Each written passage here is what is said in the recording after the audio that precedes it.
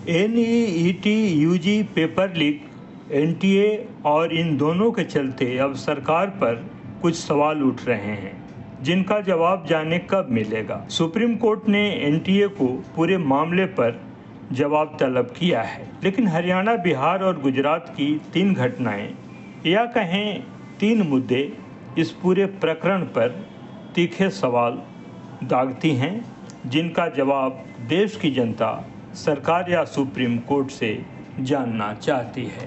पहली घटना बिहार के पटना और नालंदा जिले में 5 मई को नीट पेपर लीक की घटना सामने आई। स्थानीय पुलिस ने इसमें कुछ लोगों की गिरफ्तारी की, साथ ही नीट पेपर के कुछ अधजला हिस्सा भी बरामद किए, जिसमें करीब 74 सवाल दिख रहे हैं।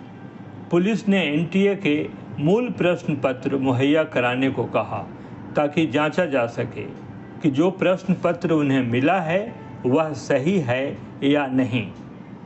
अब तक NTA ने उन्हें यह मुहैया नहीं कराया है। दूसरी घटना गुजरात के गोधरा में एक केंद्र पर पैसा लेकर छात्रों को नीट परीक्षा में पास कराने की घटना सामने आई है। हालांकि स्थानीय प्रशासन को परीक्षा से ठीक पहले ही इसकी जानकारी लग जाती है और छापेमारी कर वह इनमें शामिल कोचिंग संचालक, स्कूल के प्रिंसिपल आदि लोगों को पकड़ता है।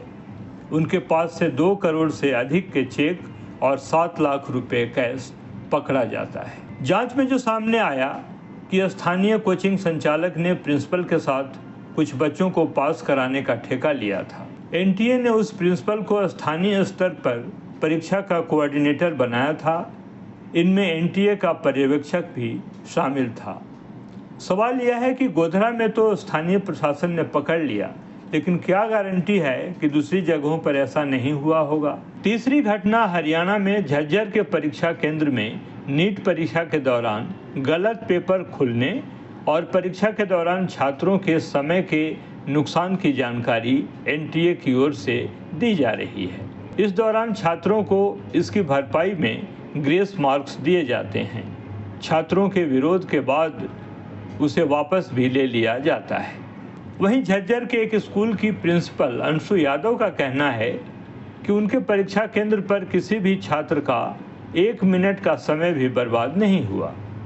ऐसे में इस केंद्र के छात्रों को फिर ग्रेस मार्क्स देने का किस्सा कैसे गढ़ा गया।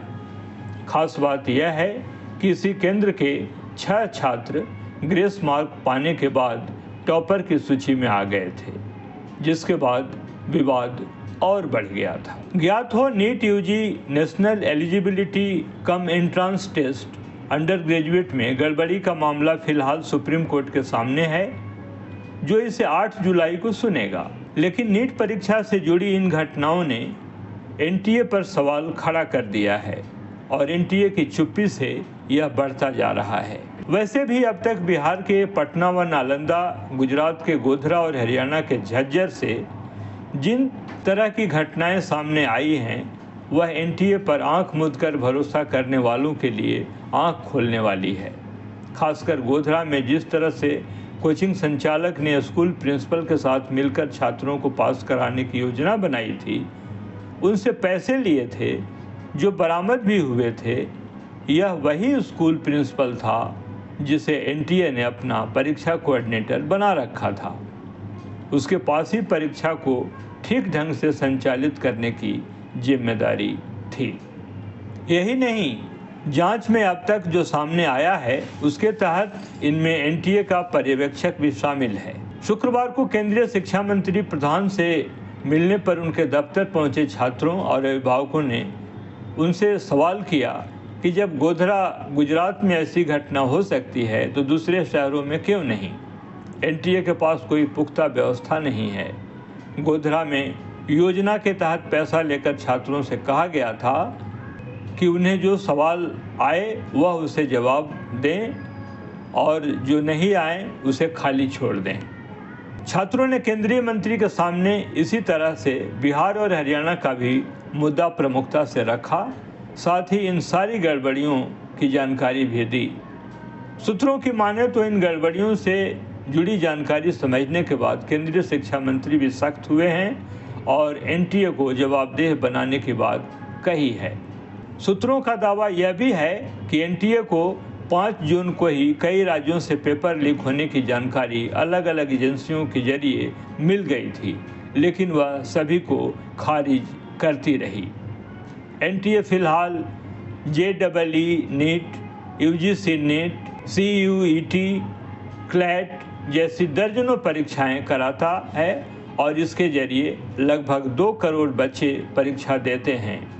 ऐसी स्थिति में एनटीए को अपनी योग्यता के साथ साथ पारदर्शिता साबित करनी होगी।